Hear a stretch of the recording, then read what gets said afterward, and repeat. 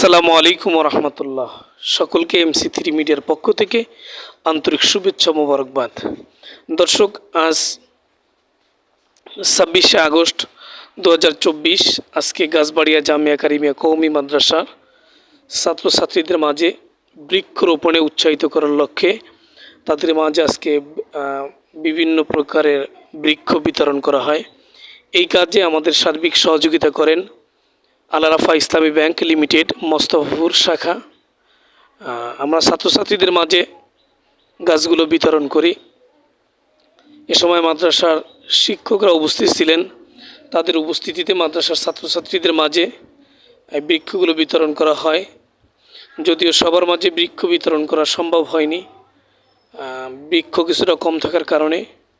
যতগুলো ছিল ততগুলো সবার মাঝে উপস্থিত ছাত্রছাত্রীদের মাঝে বৃক্ষগুলো বিতরণ করা হয় এবং তাদেরকে এই বৃক্ষরোপণের বিষয়ে উৎসাহিত করা হয়, যাতে তারা তাদের বাড়ির আঙিনার বৃক্ষ রোপণ করে এবং এই দেশকে সবুজে সুশোভিত করার জন্য আপনি আপনার স্থান থেকে আপনার পরিবেশের চতুর্দিকে আপনার বাড়ির চারপাশে বেশি বেশি বৃক্ষরোপণ করুন।